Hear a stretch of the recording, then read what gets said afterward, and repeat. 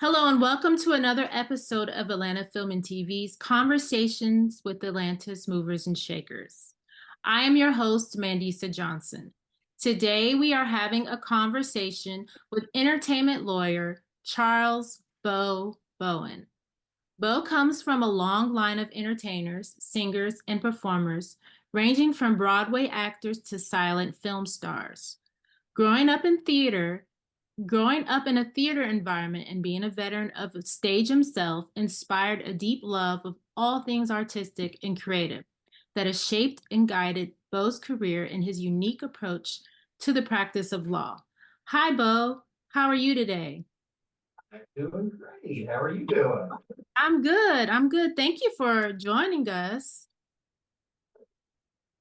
So, we gave you a brief introduction, but could you tell us a little bit more about who you are and what you do in the entertainment industry?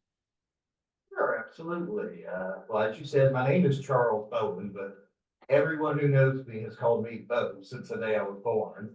I'm the managing partner of Bowen Schmidt Entertainment Attorneys, and my primary focus is film and television. And I've got a partner, Ryan Schmidt, who focuses primarily on the music industry. Our firm is headquartered here in Savannah, but we're both in Atlanta at least once a month. A large percentage, of course, of my production clients are there in Atlanta, and I'm also heavily involved in lobbying the Georgia legislature on behalf of the entertainment industry, which that can be challenging sometimes, but so sometimes that's pushing them to enact legislation that I believe will kind of advance and grow the industry. Sometimes it's to stop them from doing something that I think is going to hurt it, and most of the time it's just saying, "Hey, leave everything alone. Don't try to fix something that's not broken." So that's kind of what we do. Well, thank you. Thank you for sharing that. So could you tell us, um, could you take us on your journey of how you started to where you are today? Well, absolutely. I'd be happy to do that. I mean, you said a lot of it. I actually grew up in Athens, and my dad, when I was a kid, made educational films for the University of Georgia. Sure, you remember those from your middle school classrooms, I'm Yeah. sure. But like you said, I really do come from a very long line of entertainers, singers, performers. My aunt, my great aunt was on Broadway. Uh, my grandfather was, in several movies. So was my great aunt. So like silent films. My both of my parents had a vaudeville act. They traveled all over the country, and so I very much grew up in primarily a theater environment. Acted in dozens of productions myself, and what you said before is right. That experience coming from that, it really does inspire kind of a really deep love and respect for artists and the creatives. And that really helped shape and guide my legal career. I realize that if I really want to protect and help creatives advance in their careers, I was going to have to approach the practice of law in a very different way than the way it had been. So that's what we tried to do. I graduated from Georgetown University Law Center in 1995. And when I came out of there, I opened my own practice. I also ran the Savannah branch of a couple of very large Atlanta firms, learned all the ins and outs of corporate law, and really began growing the entertainment side of my practice about 10 to 15 years ago. And that's when the film and television industry really started growing in Savannah, of course, all around the state, but here in Savannah. And I met my current law partner, Ryan Schmidt, about 7, 8 years ago. Immediately when I met Ryan, recognized, a kindred spirit. Yeah, he was an experienced singer-songwriter. He had released several albums. He even appeared on season 3 of The Voice. Wow. But he had that same passion on the music side to protect and help people in the music industry because of his own personal experience as a musical artist. And Yeah, he had seen firsthand how many easily that musicians can get taken advantage of and how often it happens. So he had that same fire to put a stop to it. And since then, we have focused exclusively on entertainment law. We strive every day to protect our clients and really to help them level up their careers. We always try to do something to get better. One of our core values is better than yesterday, and that's really what we focus on. We were honored, a few months ago, we were named this National Elite Firm of the Year by CRISP, which is headquartered there in Atlanta. Okay. But not one single member of our team here was like, okay, time to pat ourselves on the back. It wasn't like, it's really just made us determined to work harder, get better, because we want Bowen Schmidt to be the first name that comes to mind when any creative needs somebody they can trust to have their back, that understands them and is there to help them achieve their goals. Wow. That's amazing. Congratulations. So for those who may not know, could you share what you do as an entertainment lawyer? Well, yes, I'm happy to do that because the perception can be a little different. Obviously, people think of the entertainment industry, and obviously the first thing that pops in people's minds are, creativity and these dreams of movie stars and spotlights and red carpets. But Right. I have to tell you, behind every successful artist, filmmaker, production, musician, whatever, there's invariably an entertainment lawyer back there managing a very complex web of contracts and negotiations, legal rights, all on their behalf. And they trust us, to handle the business side so they can then focus on the creative side. And, we want them to do that. We want them to focus on pursuing their dreams and let us handle all that, the business part of it, but specifically, I guess a large part of the job, of course, is contract drafting, negotiation, that type of thing. I mean, it doesn't matter. If you're a film producer, singer, writer, athlete, you own a video game company, it doesn't matter. Whatever part of the entertainment industry you're in, contracts are always going to be the backbone of your business. And so it's our mission every day. We want to make sure our clients never sign anything unless that contract is fair, it's clear, and it is in their best interest. And beyond that, I mean, that's the bulk of what we do. Yeah, obviously there's also protecting intellectual property, setting up LLCs and other companies, researching incentives, really just helping our clients navigate any legal challenge they may face. Because again, we want them to put that burden on us and let them focus on their creative passion. Yes, thank you for sharing that. A lot of people don't realize that the entertainment industry is more than what you just said, like more than just the creativity. It is like business and the legality aspect of it. Um, yeah, I do have another question for you, but that's later on down down in the interviews. But we are going to take a break, but we'll be right back.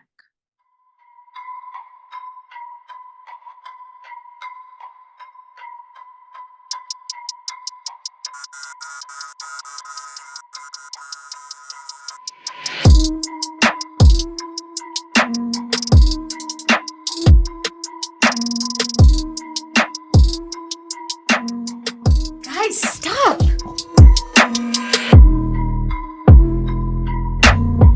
Man! I'm supposed to get the money now.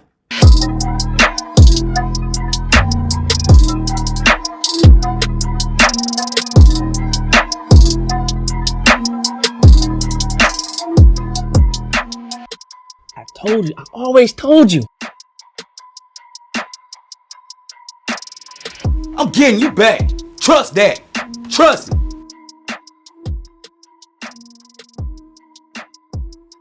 Welcome back to Conversations with Atlanta's Movers and Shakers. I am your host, Mandisa Johnson.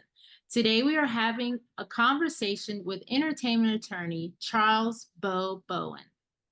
There are many areas of entertainment law. Could you share with us what areas of entertainment law you practice at Bowen Schmidt? Absolutely. Well, certainly the two main ones are obviously film and television on my side, and then music on my partner's side.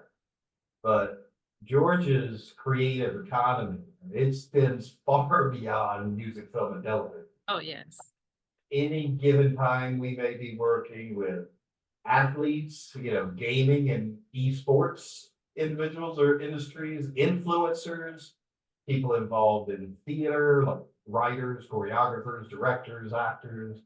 We represent authors, journalists, photographers, celebrity chefs, designers, radio personalities. I mean, it's a pretty wild ride, honestly. The entertainment industry is so expansive that you really never know what the next call is going to be. Most commonly, I represent film and television productions, primarily independent film and television productions, because a lot of, if it's a big studio production, they have their in-house legal.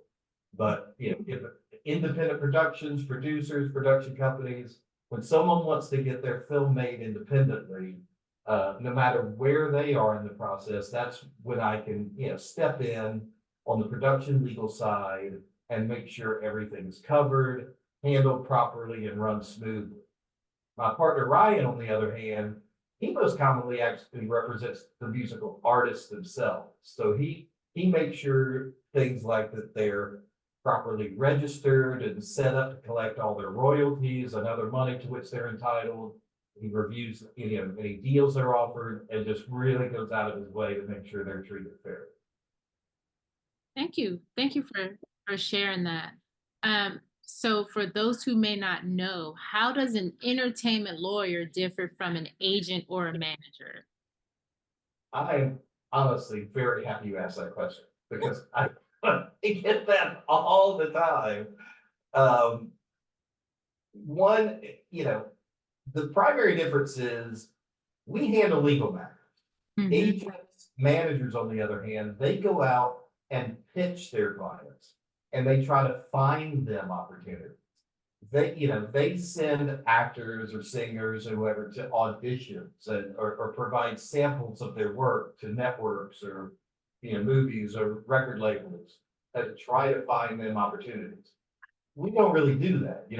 I don't pick up the phone and say, "Hey, Netflix, I've got a writer here with a great script. You need to read it." That's the agent's job. But once Netflix says we're interested, that's where we come in. We write up the contracts, make sure the clients are protected, and handle all the legal issues from that point forward to make sure there's a successful project for everyone involved. Thank you for sharing that, because I do have people that will sometimes like ask, and I'm like, well, I don't want to tell you wrong. So thank you for sharing that. Can you talk to us about what it is that you do with the Savannah Film Alliance, the Southern Gateway Production Services, and IATSE? Well, I founded the Savannah Film Alliance about 10 years ago, and it was really just to fill a hole in the local entertainment industry. At that time is really when the entertainment parts had really started growing, and it was putting me in touch with individuals and groups and professional organizations and even governmental organizations all over the industry. And I realized that folks were saying, "Well, I'm trying to accomplish this." And I'd say, "Well, this group over here is doing the same thing. Have you talked with them?" They're like, "Never heard of them." So, I formed that Savannah Film Alliance in 2015, primarily just to get everybody in one room together so we could all stay informed. We get together, talk about the challenges of facing the film and television industry, and more importantly, how we could pool our resources and our different talents, together to, not only face those challenges, but also to grow the industry and support it. And we've been able to accomplish far more together in that way than we ever would have individually. We started out with probably 30 people at the first meeting, and now there's over 500 members, and I'm really proud of the organization and what we've been able to accomplish. As far as Southern Gateway and IATSE, as I'm sure unions and guilds are a huge part of the entertainment industry. You're not going to make a big budget movie without engaging with the appropriate union guilds, and they do some great and very important work, protecting their members, making certain that they are adequately compensated. And, at this point, I'm really working more with some very experienced and talented outside consultants instead of trying to do everything myself, which I was doing at first. But that experience has helped me really forge some great relationships with the unions and guilds, which then in turn enables me to help protect my clients and ensure they have good relationships with the unions and guilds and have, successful and problem-free and stress-free production. Right. Thank you for sharing that. Can you talk to us about what an NDA is and how important it is for those who sign their names understand what they are signing their names to? Sure. Well, an NDA, of course, is a non-disclosure agreement, and there's a lot of different circumstances under which one of my clients may either be asked to sign or may ask for other people to sign an NDA. And there's nothing really overly complicated about it. It's essentially just a piece of paper stating everyone in the room agrees to keep whatever is being discussed private and confidential.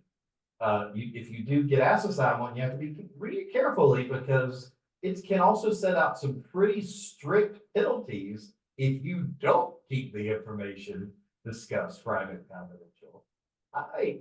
Honestly, I have a little bit of probably a different feeling about NDAs than a lot of other entertainment lawyers do. I get that having someone sign an NDA can kind of give you some peace of mind to the person that's seeking to protect their property or their idea. But the fact of the matter is, it's already illegal to infringe upon someone else's intellectual property. And if you're dealing with the kind of person that would do that type of thing, that extra piece of paper is probably not going to make that much of a difference. It's probably not going to stop them. But to me, there's actually another kind of hidden danger to NDAs that I don't think people think about a lot, but I always ask my clients to consider.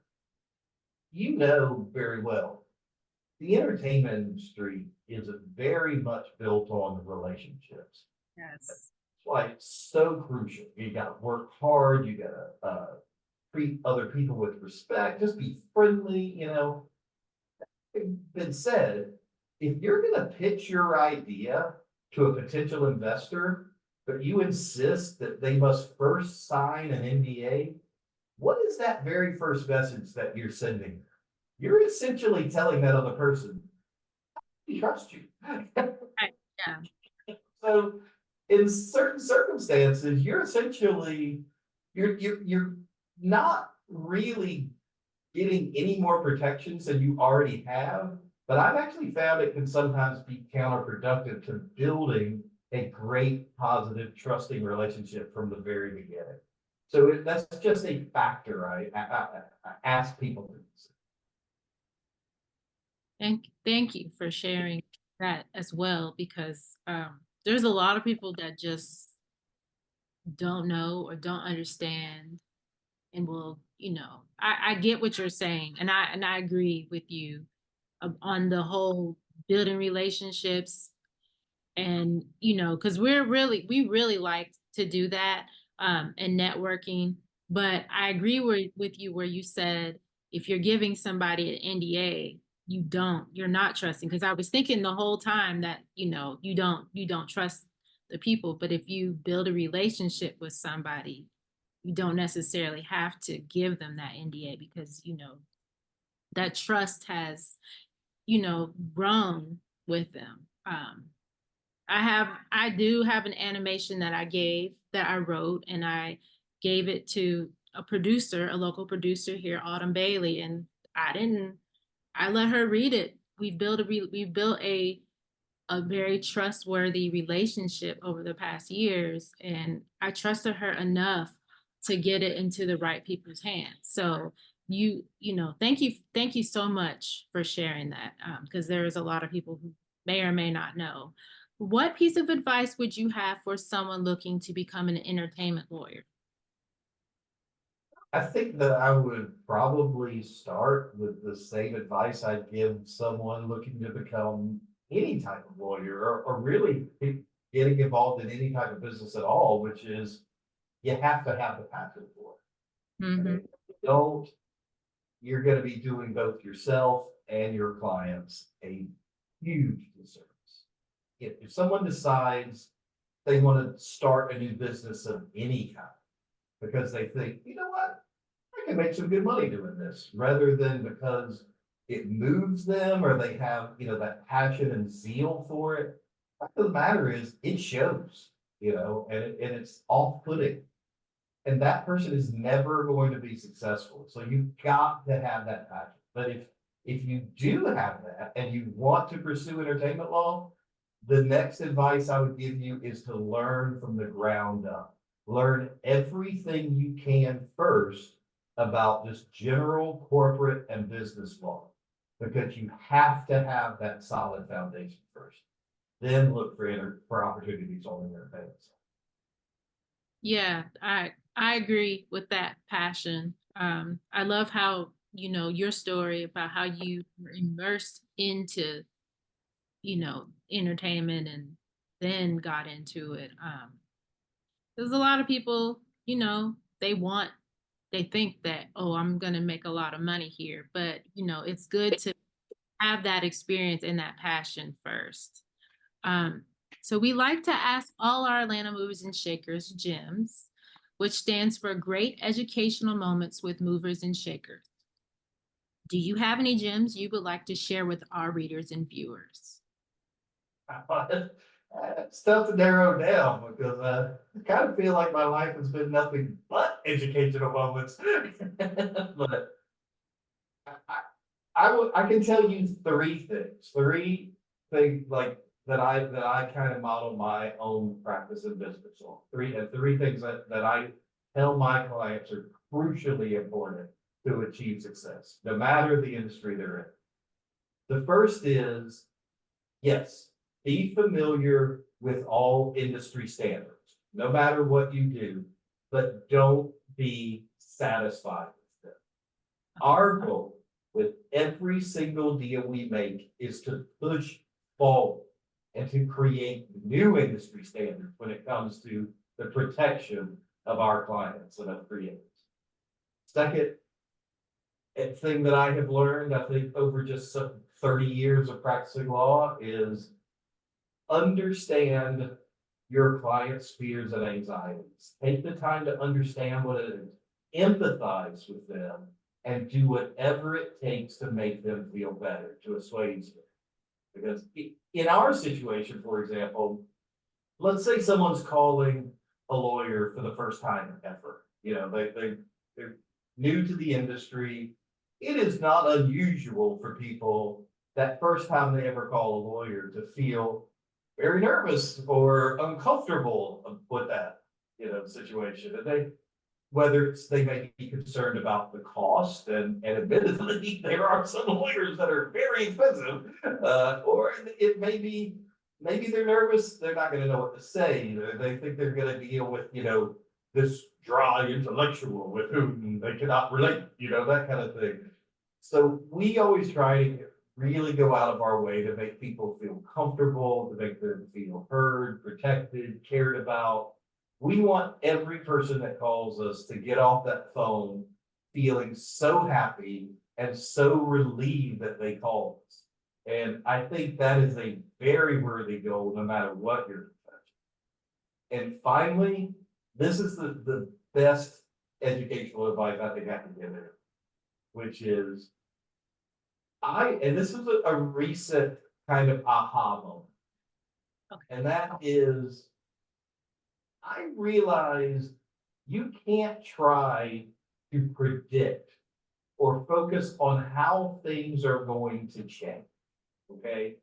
For example, no one was prepared for COVID, you know, no one was prepared, but no one predicted the way that streaming was going to impact the film and television industry. Just like we can't even begin to imagine what AI is going to be capable of 5, 10 years from now, you know. Certainly, we study things like that. We stay up to date on changes to the industry.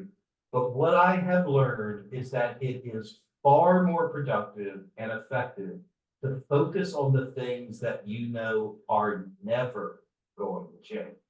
Mm. So no matter what happens in the future, our clients are always going to want to be treated in a friendly, respectful manner.